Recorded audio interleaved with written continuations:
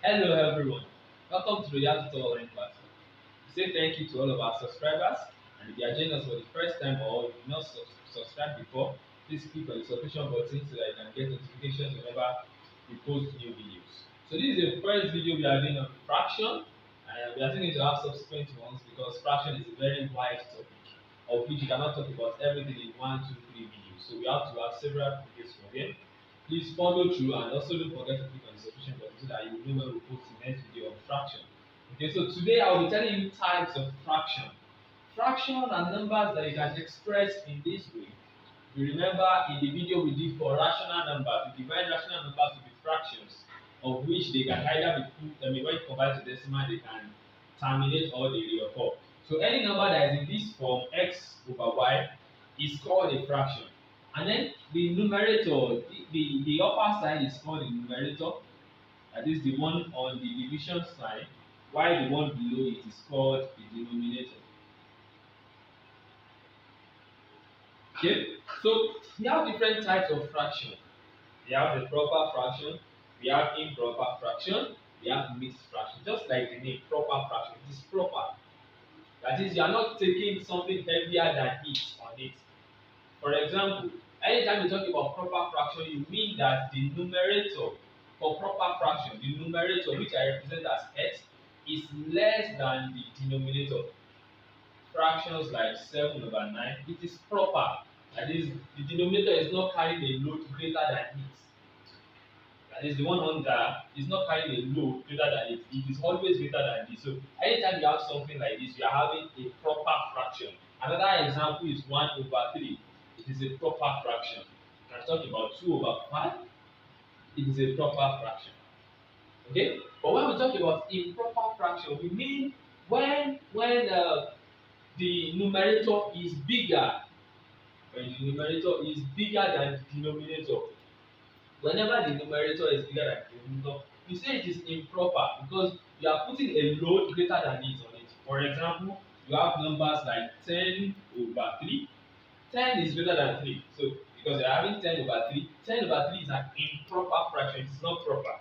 Another one is when you have 5 over 2.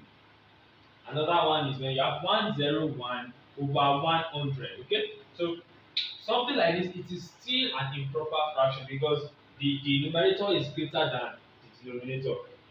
Okay, then the third one we have mixed fraction. Mixed fraction is just to help improper fraction. We may not like to leave it this way to be improper. We want it to look proper. So what we do is to ensure that we do it as a mixture of whole number and a proper fraction. So mixed fraction is just is equal to, it implies whole number whole number together with a proper fraction.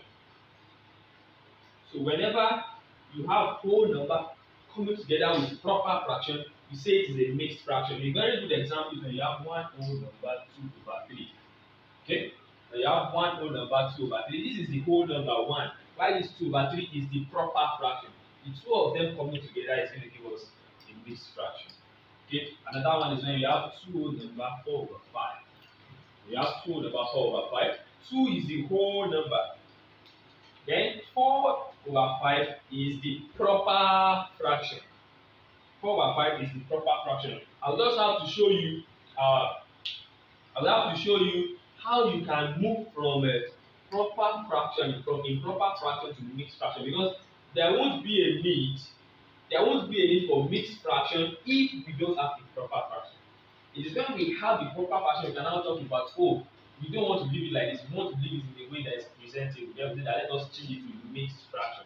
So I want to show us how we can move from improper fraction to mixed fraction, and also from mixed fraction to improper fraction. Okay, so I will be using an example. I will use the number 9 over 7. 9 over 7. So 9 over 7, ask yourself, is it a proper fraction or an improper fraction? 9 over 7 is an improper fraction, truly. But we don't want it to be improper. We want to put it in a very presentable way. So we want to do it to get a mixed fraction. We want to put it as a combination of a whole number and a whole number and a proper fraction. So 9/7, when you divide 9/7, 7 cannot divide 9 perfectly. 9 is not divisible by 7. You want to know what when I say 9 is not divisible by 7, you want to know what that means, go and check our video on divisibility rule. 9 is not divisible by 7. Therefore, all you can do is just, how many times can I see 7 in 9? Just one time. With what remainder? It has a remainder of 2. When you divide 9 by 7, you see it one time and then you have a remainder of 2. So writing it in mixed fraction, you need to do is write the whole number, which is 1. That is the number of times you can find it in it. While you put the remainder 2 over what you are dividing with, 7.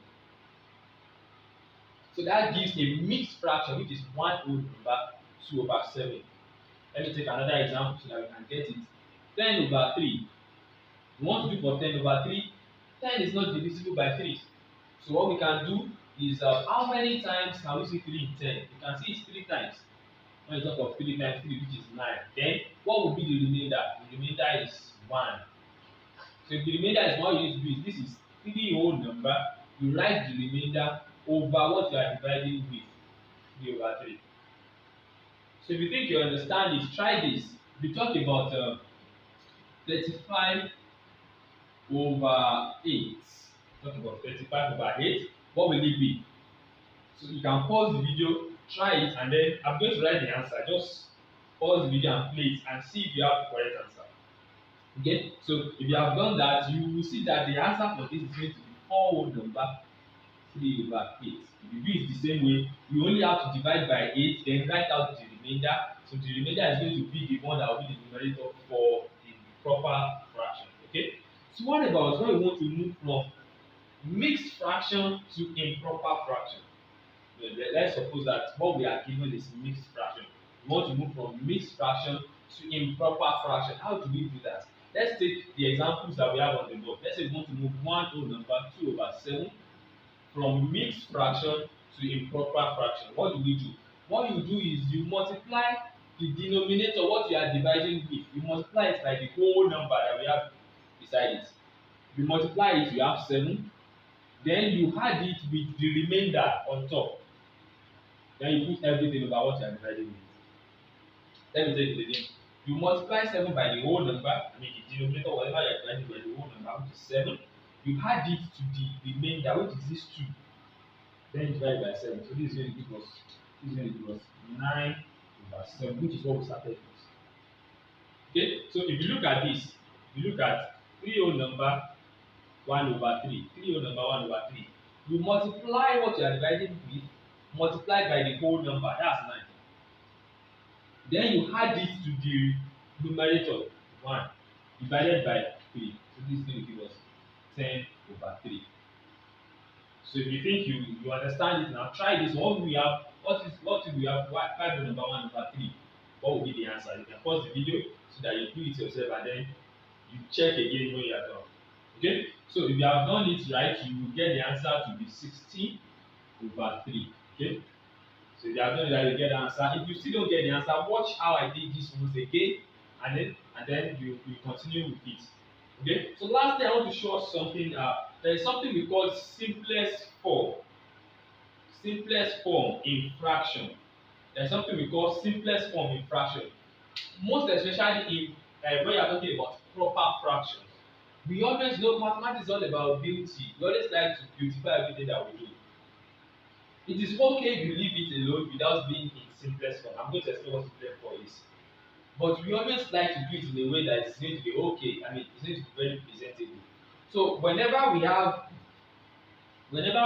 proper fractions or any fraction that you want to talk about, any type of fraction, any of these 3 fractions that you want to talk about, you can always put them in simplest form. What does it mean to say that you put a fraction in simplest form? I told you earlier that fraction is always looking like x/y. If it is in the simplest form, if this fraction is in the simplest form, there won't be a number that can divide the two numbers. Now when I say there won't be a number, now I'm excluding 1. Other than 1, there won't be another number that can divide the two numbers. For example, if you have 3/5, except for one, no number can divide 3 and at the same time divide 5. So this is in its simplest form. 3/5 is in its simplest form because there is no number that can divide 3 and at the same time divide 5, because whenever you are computing this kind of division in fraction, whatever you do to the numerator, you must do it to the denominator. Don't forget I already mentioned that the one above is the numerator while the one below is the denominator. But when you have numbers like this, like 4/6, if you look at 4/6, 2 can divide 4 at the same time 2 can divide 6. It is not in the simplest form. But if you want to put it in simplest form, all you need to do is to divide 4 by 2, divide 6 by 2. If you divide 4 by 2, you have 2. If you divide 6 by 2, you have 3. Now, 2/3 is the simplest form of 4/6. So this is the simplest one because there is no number that can divide 2 and at the same time divide 3. Let me take another example. When you talk about 3/12, 3/12. Looking at this, 3 can divide 3, 3 can divide 12. So it is not in the simplest form. So you need to go ahead to divide it. If you divide 3 by 3, you have 1. If you divide 12 by 3, you have 4. So 1/4 is in the simplest form because there is no number except 1 that can divide 1 and divide 4 at the same time. So I would like you to try this. I would like you to try when you talk about 15/20. First question, is it in the simplest form? Second question, what will be the answer? Now, in simplest form, it is not in simplest form because 15/20, there is a number that can divide 15 and at the same time divide 20. So you say divided by 5, divided by 5. This is going to give us 3/4. So the simplest form of 15/20 is 3/4. Today we've been able to introduce what fraction is, what proper fraction, improper fraction, mixed fraction is. I would like you to follow us closely because I said earlier, fraction is a very wide topic. You cannot finish it in one video, you cannot finish it in 2 videos. So click on the subscription button so that at all times you get notification whenever we post new video. Thank you very much and then see you very next time.